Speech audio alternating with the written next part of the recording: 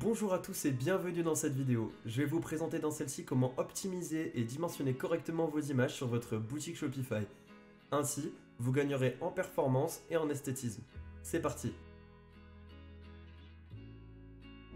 On se retrouve donc sur une de nos boutiques démo sur laquelle je vais vous présenter les différentes manières et procédés que j'ai pu utiliser pour dimensionner correctement les images, quel format j'adopte au mieux et faire en sorte que le tout reste harmonieux. Donc on va commencer par un sujet qui est assez délicat, les photos des produits. En l'occurrence, comme bon vous semble, au niveau du ratio hauteur-largeur qui doit être défini en amont de votre boutique. Ça fait un peu partie de votre charte graphique.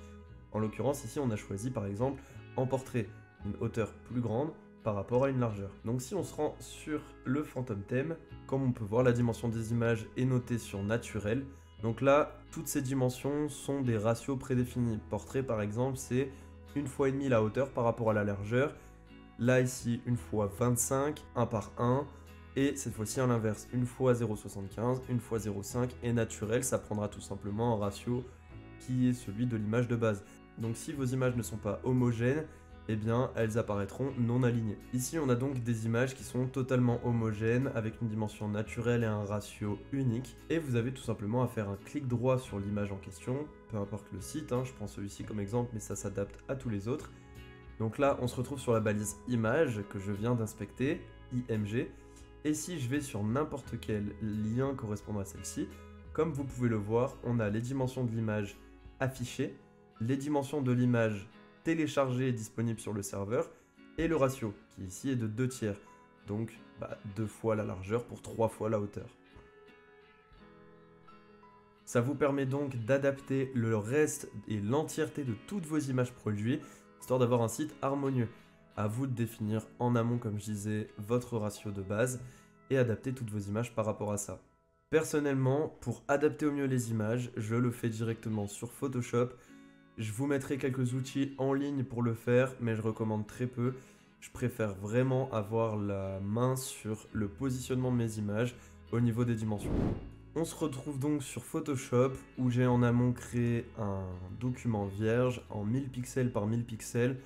Ce serait l'idéal, disons, au niveau des images et qualité Photoshop et sur vos boutiques, mais bon, pour ceux qui font du dropshipping, alors en général sur AliExpress, les images fournies sont en 800 par 800. Et pour des images basse qualité, 640 par 640. Ça dépendra de vos fournisseurs, bien sûr. Imaginons, on veut redimensionner cette image directement en carré. Comme vous pouvez le voir, je l'ai copiée du site précédemment, où elle était en portrait. J'ai juste à l'aligner correctement sur Photoshop, directement, hop. Voilà, centré correctement, de part et d'autre. Et là, ici, je peux l'enregistrer. Si j'avais voulu changer de ratio, tout simplement ici, dans l'outil recadrage, vous aurez la possibilité de choisir des formats, donc comme celui que j'ai pu exposer, 4/5 ou 2/3 ou 16/9, peu importe, c'est vous qui choisissez. Donc si on veut par exemple du 4/5, on aura l'image qui se remet comme celle-ci, et on fait en sorte toujours d'adapter par rapport au centre, et ça vous permet d'obtenir vos images toutes du même ratio. Ensuite, en ce qui concerne les petits pixels ici, c'est des zones de transparence.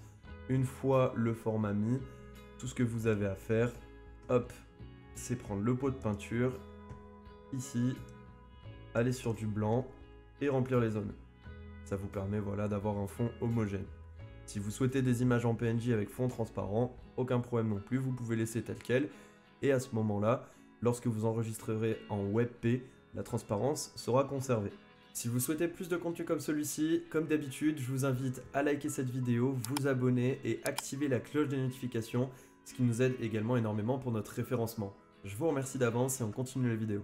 En ce qui concerne le redimensionnement, je préconise fortement de faire sur Photoshop, tout simplement parce que si vous souhaitez passer par exemple d'une photo comme celle-ci, portrait à paysage, sur n'importe quel outil en ligne, c'est pas possible. Je vous explique pourquoi. Par exemple, vous voulez faire un ratio à 3/4, donc hop. Un ratio 3/4 comme celui-ci, si vous souhaitez agrandir l'image, vous pouvez aller hors des frontières de l'image, ainsi obtenir une image encore plus large, et à ce moment-là, remplir les extrémités de blanc. C'est beaucoup mieux et ça vous permet justement de bien centrer l'image avec assez de bordure blanche sur les pourtours. Aucun outil en ligne ne permet de le faire à ce jour, c'est pour ça que je vous préconise d'avoir Photoshop de manière conventionnelle ou non, c'est vous qui décidez. Mais en tout cas, pour traiter vos photos au mieux, il n'y a pas de meilleur outil. Ensuite, en ce qui concerne l'enregistrement de vos photos, vous allez devoir utiliser un plugin sous Photoshop qui s'appelle WebP Shop. Je vous mets le lien dans la description, directement vous arriverez ici. Et suivant si vous êtes sur Mac ou Windows, vous téléchargez celui de votre choix. Et donc par exemple, étant moi sur Windows, je vais télécharger ce fichier là et je vais devoir le placer à cet endroit précis. Donc voilà, en me rendant sur le chemin d'accès, j'ai d'ores et déjà placé le plugin ici et il faudra redémarrer Photoshop. Pour enregistrer une fois le plugin installé au bon endroit, vous avez simplement à faire CTRL-ALT-S pour enregistrer le fichier en tant que copie. Puis au niveau du format, vous allez choisir WebP Shop, vous le renommez comme vous voulez, enregistrer. Et donc là le plugin s'ouvre, vous pouvez faire un preview et avoir justement voilà au niveau qualitatif à quel point vous pouvez compresser l'image tout en conservant la qualité des pixels, du détail. Au niveau de la compression, est-ce que c'est une compression rapide ou lente? À savoir que vous aurez des différentes tailles qui vont s'exécuter et vous montrer ici. Et au niveau des métadatas, vous pouvez laisser tel quel. Vous cliquez sur OK et vous retrouverez donc votre image correctement dimensionnée. Ici, comme vous pouvez le voir, en 1026 par 770. Peu importe, après vous pouvez toujours la redimensionner. Et comme vous voyez, 31 kilooctets, c'est vraiment ridicule pour une image de cette dimension et de cette résolution. C'est parfait pour vos boutiques. Pour redimensionner une image rapidement, CTRL-ALT-I. Et ici, vous pouvez, voilà, tout en conservant ici le ratio, mettre par exemple 1000 pixels. Et donc on arrivera à du 750 de hauteur. Ou si vous souhaitez moins, hop, 800. À savoir qu'il ne faut jamais augmenter plus que le ratio initial de l'image, tout simplement parce que vous allez créer des pixels qui n'étaient pas existants au préalable en agrandissant. Et ça va dégrader fortement la qualité de l'image. Donc partez de l'image la plus grande possible. Si vous souhaitez la rétrécir, aucun problème, mais pour l'agrandir, il faudra rester sur l'image la plus grande que vous avez réussi à acquérir à la souche. Prenons à ce moment-là l'exemple d'une bannière ici, qui ne sera donc cette fois-ci pas au niveau des dimensions très importantes. Vous garderez une dimension standard du style 1920 au niveau de la largeur, et c'est là que vous adapterez la hauteur, donc plus ou moins haut. Donc si par exemple on prend la section diaporama, au niveau bureau et mobile, vous pouvez dissocier la hauteur par rapport à l'image fournie. Et donc à ce moment-là, petite correspond à 360 pixels de largeur, grande 740. Pleine hauteur d'écran, on va automatiquement calculer la hauteur de l'écran support sur lequel le site est affiché pour remplir la totalité. Et adapté à la première image, on va prendre en considération le ratio de l'image du premier bloc pour l'appliquer à tous les autres. Donc si on prend par exemple adapté à la première image et qu'on choisit dans les blocs une image, pour pouvoir l'afficher en entier, il va tout simplement adapter les dimensions. Là, comme vous avez pu voir, il y a un grossissement tout simplement parce que le plugin Parallax est activé. Et pour être sûr et certain que l'image ne sorte pas du cadre de la section, il y a un agrandissement d'1,4 fois l'image qui se fait. Il suffit de désactiver le paramètre si vous voulez l'afficher entièrement. Et comme vous pouvez le voir, si on passe sur mobile, tout est bien correct. Les proportions sont respectées et recalculées. À ce moment-là, il en va de même pour vos articles de blog, où je considère qu'il est préférable d'avoir des images au format paysage. Donc par exemple avoir un ratio de 0,5 par 1, ou du moins du 1,5.